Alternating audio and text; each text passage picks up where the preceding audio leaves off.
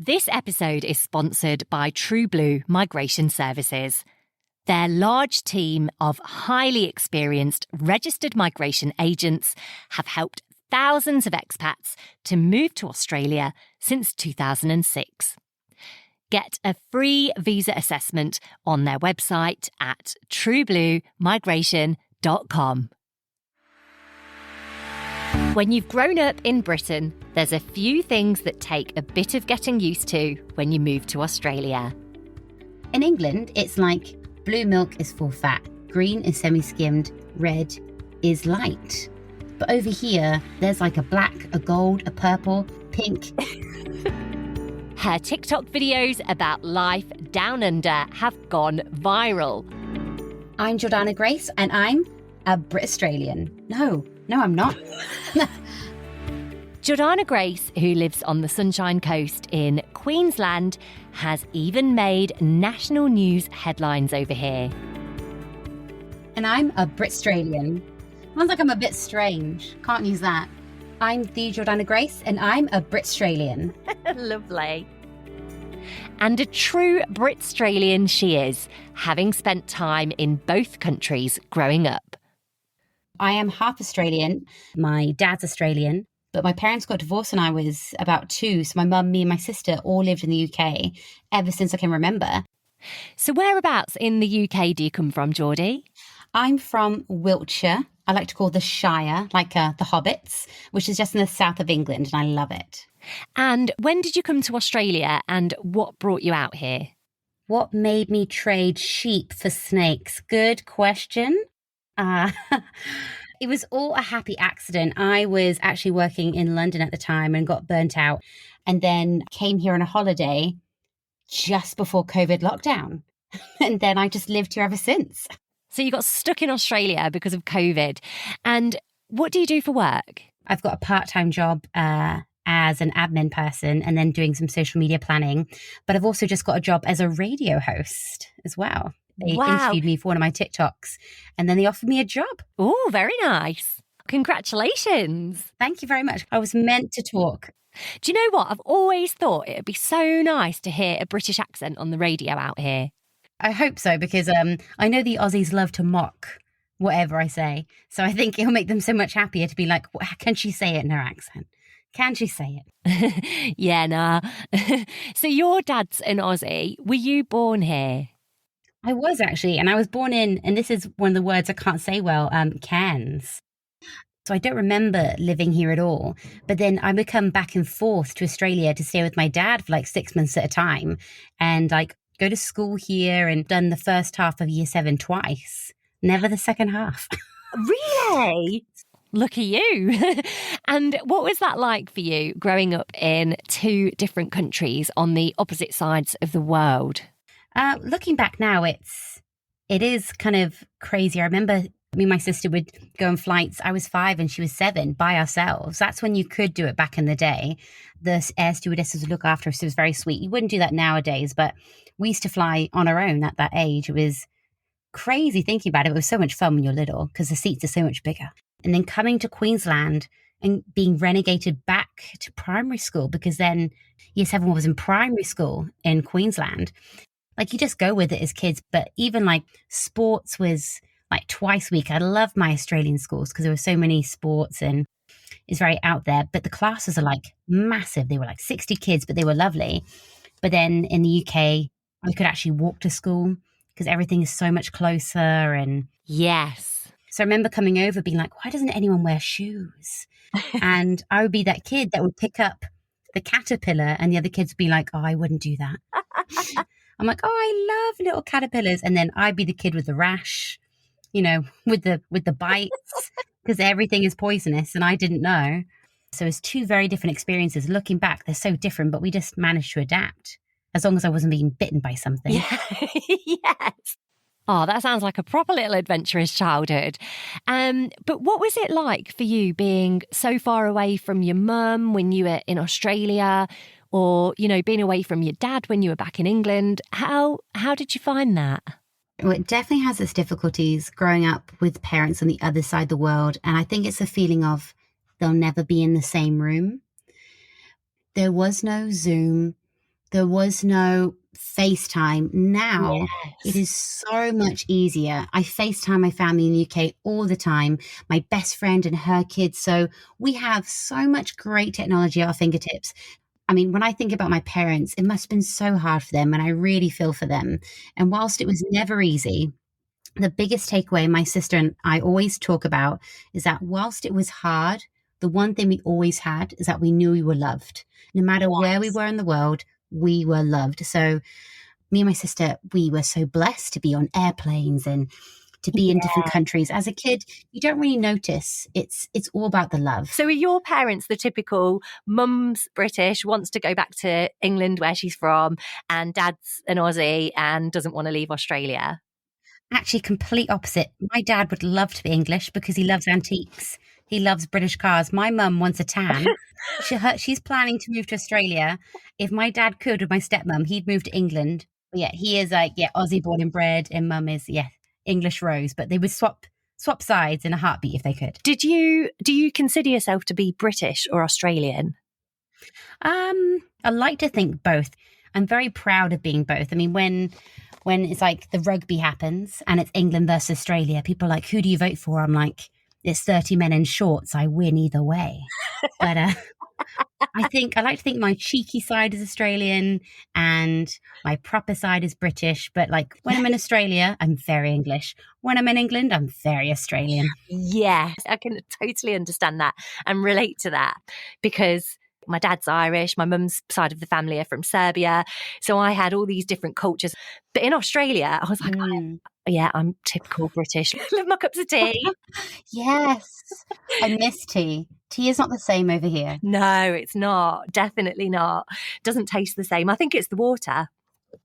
I think it's the water because I get people to import tea bags. Yeah. From England, but it's not the same. But I get what you're saying, that because I felt sometimes an outsider, but you come here, you're like, just like the culturalisms, you're like, I didn't realize how British I was. Yes, definitely. Being here. So you have found some fame in Australia through your videos on TikTok and on Instagram. How did this all come about? Okay, well, as we all know, social media is for the very young, beautiful people, the very hot people, and all they have to do is just shimmy from left to right and make it look effortless and go viral. And while I do fall in that category, it's never been my scene. So I've never thought that I would be in the influencer arena. But then it was in lockdown and I was bored, and my 12-year-old cousin showed me how to set up TikTok. And I was just watching for a few months.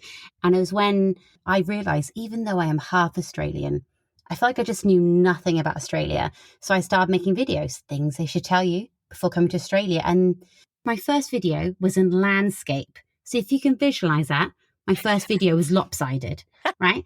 And they started getting really popular. And then I did one about the dangers of Kmart. Like, they tell you about the spiders and the snakes, but they don't prepare you for Kmart. Like, you go in for a hairband, you leave with a whole kitchen set. It's ridiculous. And that went so viral that my mum called me. She goes, you're above Trump in the news on Apple. I was like, oh my gosh, like, it's ridiculous. And people in Australia that weren't born here were like, oh my gosh, I get it. Yeah. And Aussies were like, that's hilarious. I never saw it from that point of view. So it's been amazing and so humbling. Oh, that's good. Just for anybody listening who is in the UK and has never been to Australia, Kmart is a shop. How would you describe Kmart? It's heaven. It's like Primark. People think better quality. I think that's questionable about the quality. That is true. Okay, so it is like Primark, as cheap, questionable quality, but we love it. We love it. We can feel bougie in Kmart on a budget. Definitely. Oh, absolutely. Would you class yourself as a TikToker? What do you call yourself? I would say TikToker, yes, because that's where I started. That's where my original love is. So your popular videos are about being a Brit in Australia, as you said. In particular, things that as Brits just haven't got a clue about life down under and things we learn as we go. But you actually have so many Aussies that comment on your TikToks and posts. Why do you think that is? I've always been wondering this. Part of me thinks it's because I'm based in Australia and TikTok's always going to localize you. My sense of humor can be quite Aussie, so they get that and they relate to it. But also, because I'll say things like milk is complicated and Aussies are like, nah. And then they watch it and they're just like, the Brit may have a point. And so I think because they see something, it's like Michael McIntyre, who's a brilliant British comedian, Yes. will just say the most basic observational comedy. And you're like, oh my gosh, it's so true. Yeah. So I think Aussies are like, I didn't realize that. And I loved your post about things they should tell you before coming to Australia. And you said, Christmas isn't real. You just capture exactly. You just capture exactly what most of us Brits are feeling in like 20 seconds.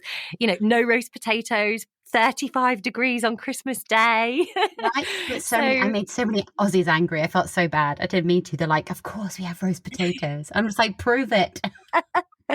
Yeah, it's seafood, isn't it? That's popular here on Christmas Day. They don't understand that seafood isn't even on the menu. We Brits, we eat, we hibernate, and that's it. But no one would ever be like, do you want prawns or like champagne? It's more of a luncheon here.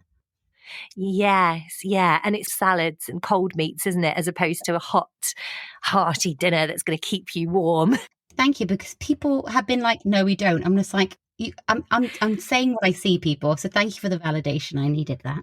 Actually, I have seen in some of the comments, people can be quite mean sometimes, and they'll say things like, go home if you don't like it here. Oh, but yeah. the irony is, you were born in Australia. You're half Australian. You are an Aussie. And it's because people are like, just go back to where you came from. And I'm like, what? Up north? Just hop on a plane, a couple of hours, back to North Queensland. But I think on the whole, though, you do get a real positive response to your videos, don't you?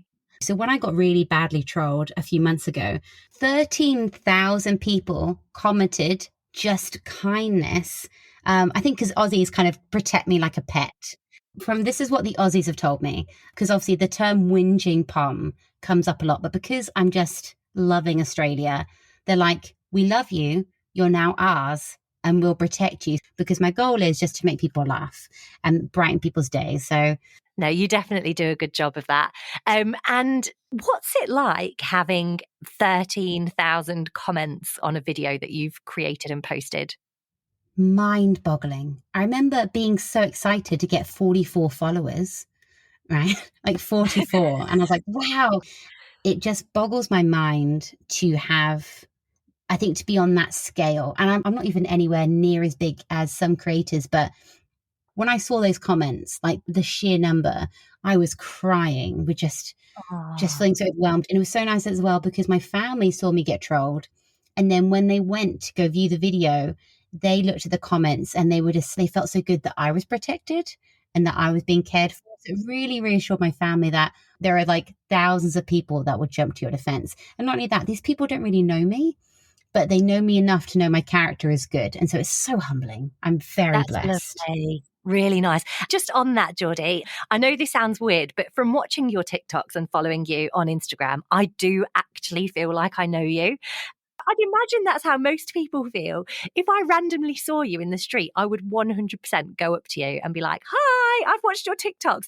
Do you ever get recognised? Actually, several times a week. Nearly every time I go out, I'll get recognised now. I was the other day, I was on the way to Kmart and I was just walking and I think I was eating something and this girl just puts her hand up in front of me to stop me and she goes, you. And I was like, TikTok. And she goes, oh my gosh, yes. And we had the funnest conversation. And her boyfriend was like, who on earth are you? What is happening?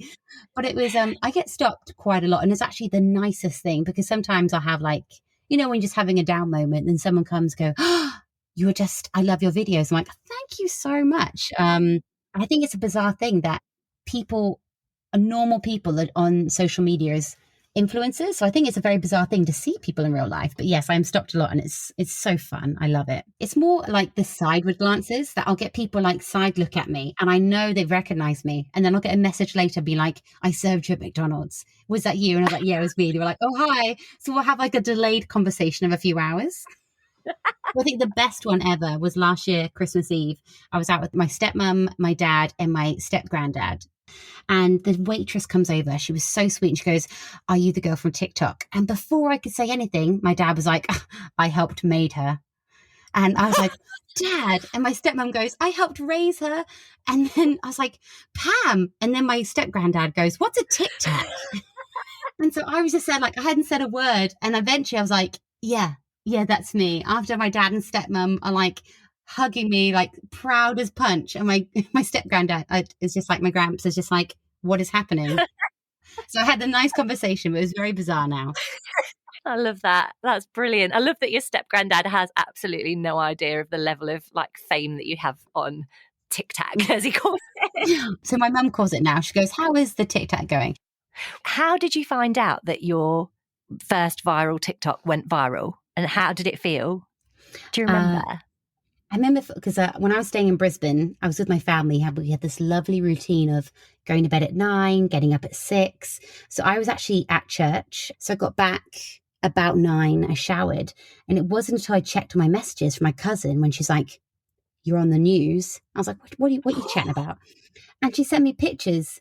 And so when I opened Apple News, my face was there. My face was on Apple News. And I couldn't tell anyone because everyone was in bed. It was past 9 o'clock. So I had to wait till the morning to squeal and delight. Oh, I bet you didn't sleep. And then from then it went huge. And it's because it was shared. This is what happens. If you want to go viral, share it to a mum's group. A mum's group? What? Right? It was this Kmart video was shared to this mum's Kmart group. And I said, women rule the world. That's how it's done. Viral videos. And that's how it was shared. And it was hilarious. But the worst one was when I did a video on how on the Sunshine Coast there aren't cafe toilets. Like several cafes will share the one toilet and you'll have this giant wooden dirty toilet spoon. So everyone knows why you're going to the bathroom and you're holding the giant dirty spoon. So on Apple News, I just looked and there was my face by the headline, embarrassing toilet issue. With my face. So I put that on my dating profile because I was like, well, why not? Oh, that's hilarious. So what's your plan, Geordie? Do you think you'll stay in Australia? I really love my daily lifestyle here. I love that it's pretty much good weather all year round. I know there's been a lot of rain in the last year, but I just love being in my t-shirt and shorts all year round. I love the life and I've made a life for myself. So I've made the decision to stay and I'm hoping that I can build a career where I can travel back and forth a lot and hopefully make it a yearly visit. But I can totally understand now where Australians are like, travel Europe because everything's so far away. Yes. I think I didn't appreciate in the UK. Like when I went back to the UK, I was like, I'm going to go to Scotland for the day because I can. And it's a 40-minute flight. Whereas over here, 40 minutes doesn't even get me to like the donut shop, you know? It's nothing. Yeah. And are you missing the UK? Do you miss England? There's lots of little things I do miss. Like I love Christmas when it's cold and all the fairy lights and good cups of tea. I mainly miss the people when I went back, even just going to places like Asda. But it's also really comforting to know that I can go back at any time. I'm not stuck here forever. Like we can travel and things like that. And I want to travel Australia more. Yeah, there are things I miss, but I feel at peace in Australia. So do you have any advice for people looking to move over here? My biggest tips for people coming over to Australia is know that Australia is multiple states and each states are different. Like they have different sports, different lingo. It is generally the same, but keep that in mind when you're traveling. Wear sunscreen, right? Even when it's cloudy, you will burn in cloudy weather. As a Brit, I'm so pressured to be outdoors every day when it's sunny. But now I've been here, I'm just like, it is okay to be inside because you'll just burn in the midday. Better to be inside and go out early or in the evening. And I don't sunbathe anymore. I used to sunbathe. And when I come back to England, my friends are like, oh, you're not brown. I'm like, yeah, because I avoid the sun. Yeah. I think my friends are like, we're more tan than you. I'm like, I know, because when I went to the UK and, you know, normally you put on the olive oil to tan. Like I put on factor 50 plus. If you haven't seen Jordana's TikTok videos, you can find the link on the Britstralian website, www.britstralian.com. And you'll also find the links in the description wherever you're listening to this podcast. We asked our Britstralian Facebook community for something they'd do in Australia that they'd never do in the UK. And guess what was popular? seafood at Christmas. Others said going barefoot at the supermarket, and someone else said buying booze from a drive-through is something they'd never have done in the UK. If you've enjoyed this podcast, please share it with your friends. Your support allows us to attract sponsors, which means we can afford to keep this going. So if you're interested in moving down under, you can get a visa assessment to see if you're eligible for free at truebluemigration.com. As one of Australia's longest standing migration agencies, for the past 17 years, True Blue Migration Services have helped thousands of expats to live and work in Australia.